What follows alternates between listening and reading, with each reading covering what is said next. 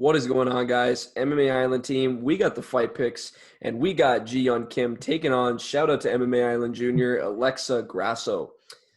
Before I get into my prediction, I will pass on to Zach to start us off. So Alexa Grasso coming in to the UFC, people are impressed. She was a very, very good prospect, but at this point, people are starting to throw around the words busted a little bit. And that's not exactly what you want to hear, but you look at these losses.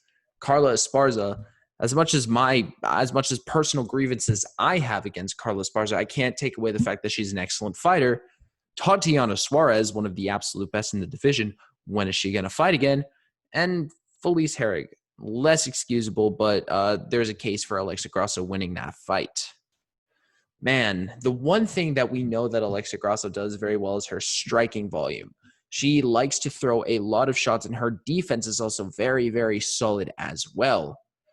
And, I mean, we saw that against Karolina Kowalkiewicz. I mean, you may say that she's shot, but Alexa Grasso still looked very, very good. And against Randa Marcos, you could say Randa Marcos is shot, but it was still a very solid performance. And Yeon Kim is possibly on the side of one of my absolute favorite MMA moments of all time. When Nadia Kassem and their fight at 243 fakes a glove touch, then kicks Yeon Kim, and then Kim immediately drops her. It's like the best example of instant karma I've ever seen. Absolutely amazing. And the thing with Yeon Kim is that she's a very good kickboxer. Her kickboxing game is very, very solid, but she eats a lot of strikes. And when she fights very technical strikers, she tends to lose.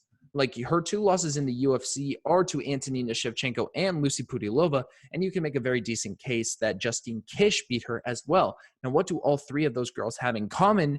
They are primary technical strikers, just like Alexa Grasso is. And those three also like to throw with a decent amount of volume. Alexa Grasso does too. She eats way too many strikes. And Alexa Grasso actually has a very solid strike differential, 5.25 significant strikes landed per minute, with only 3.61 absorbed and a 63% defense. And if you're someone who has a very good if you have a good striking defense and you're coming up against a person who throws a lot of volume but also gets hit a lot as well, you have to value that incredibly, incredibly highly. But the one consideration that people are talking about, and rightfully talking about, is the fact that this is Alexa Grasso's debut at women's flyweight, so she may be undersized.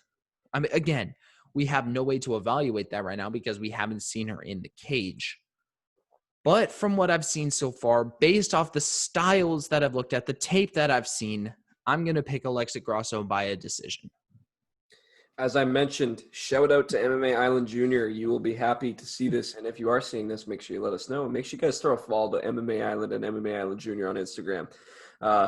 Because this dude loves Alexa Grasso. And I'm sure he will love to see that we have a unanimous decision for Alexa Grasso here. Because the thing for me is Alexa Grasso is, as you mentioned, a very, very good volume striker. She really, really is. She's got a very good, as you mentioned, she's got a very good strike differential going up against a girl who has a negative strike differential. With the striking defense, the takedown defense of Alexa Grasso, I really think that this is a fight that is kind of slated to take Alexa Grasso by decision. I think that's the safe pick. Alexa Grasso on this one, man. Her last, I don't even know how many fights. Taking away the Suarez fight, she's at eight straight fight. So it's obviously taking away the loss. So 7 out of her last 8 have went to decision. And Alexa Grasso, she kind of reminds me in a way of Felice Herrig. Just that volume striker with a little glimpse of wrestling. She hasn't been able to show it too much in her UFC career. But I just think that Alexa Grasso's a very good volume striker, got great footwork. She's not going to go out there and wow you and knock somebody out and just, well, maybe if you're MMA Island Jr., she'll wow you. But she's not going to go out there and just knock out people, submit people, and go out there looking like the women's flyweight / strawweight version of Francis Ngannou. But she's a very good volume striker. She's very accurate. She's very technical. She's got great defense. Talking about Yeon Kim, Really, can you even talk about anybody that she's faced that's on the level of Alexa Grasso, or any of the people that Alexa Grasso has fought and lost and beat Kish against? maybe, Yeah, I guess you could say Justine Kish, but or Antonina. yeah, and Antonina Shevchenko. Obviously, we saw like the loss against Kaylin Chikagian. Not that that leads to anything in factor to this fight, but the point is that when you look at who they fought and who they fought consistently, been able to not only beat but take to decision, 100% going to lean towards Alexa Grasso. I think flyweight is kind of probably not where she wants to be, just by looking at her size, her range, her style. Even, you really don't want to be at a higher weight class if you're typically a volume striker. I think strawweight's probably where she wants to stay. She had a very close fight with Carla Esparza, who I know most of the MMA Island team hates, and I actually really like Carla Esparza. I think she's got a solid takedown and keep down game, as people mentioned with the Marina Rodriguez fight. But that's not the point here. Mm. The point is that I want to take Alexa Grasso because of the technical striking. Talking about who can finish who, I don't see Kim being able to finish Grasso in this one.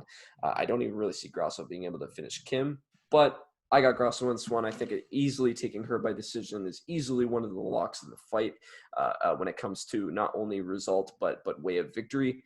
So I'll go with Grasso on this one. I want to know what you guys think as well. So make sure you guys are dropping the comments and letting us know who you got in this fight.